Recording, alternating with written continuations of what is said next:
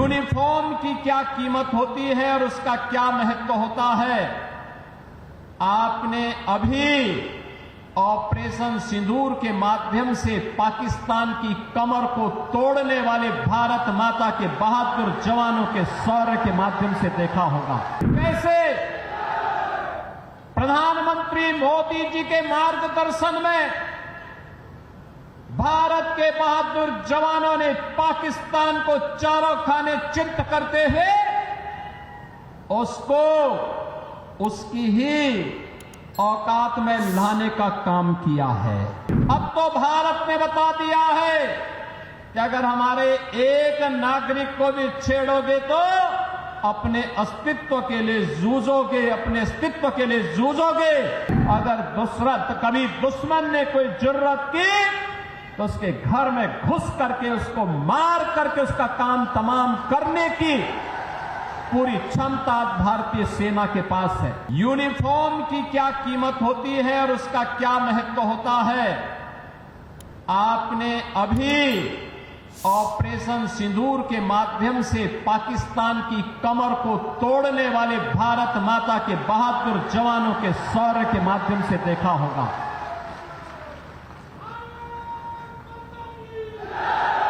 आपने देखा होगा कैसे प्रधानमंत्री मोदी जी के मार्गदर्शन में भारत के बहादुर जवानों ने पाकिस्तान को चारों खाने चित्त करते हुए उसको उसकी ही औकात में लाने का काम किया है। अगर हमारे पास मजबूत सेना नहीं होती, भारत माता के पास बहादुर जवान नहीं होते, तो पाकिस्तान जैसे दुश्मनों के रहते हुए देश की जनता कैसे सुरक्षित रहती, कैसे सुरक्षित रहती। अब तो भारत ने बता दिया है कि अगर हमारे एक नागरिक को भी छेड़ोगे तो अपने अस्तित्व के लिए जूझोगे, अपने अस्तित्व के लिए जूझोगे। और आज पाकिस्तान दुनिया के अंदर गुहार लगा रहा है कि जान बकस दो एक बार। बहनों और भाइयों, ये इसलिए क्योंकि पिछले 10 वर्ष में प्रधानमंत्री मोदी जी के नेतृत्व में सेना के आधुनिकीकरण को लेकर के, सेना के सुदृढ़ीकरण को लेकर के लगातार कार्य हुए हैं। और इसीलिए भारत की सेना दुश्मन के किसी भी प्रकार का मुकाबला करने के लिए सदैव तत्पर रहती है। अगर कभी दुश्मन ने कोई जुर्रत की तो उसके घर में घुस करके उसको मार करके उसका काम तमाम करने की पूरी क्षमता भारतीय सेना के पास है।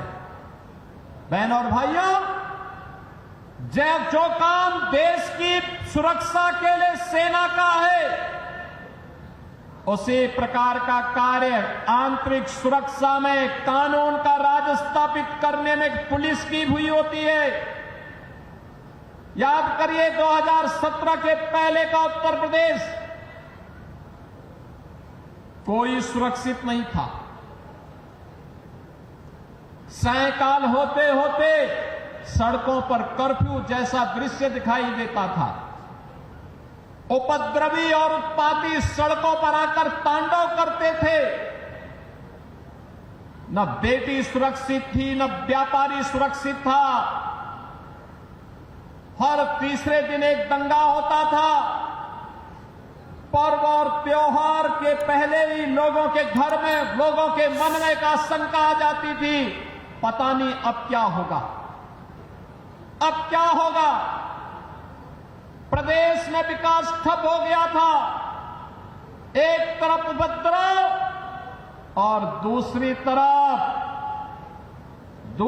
तरफ अंधेरा।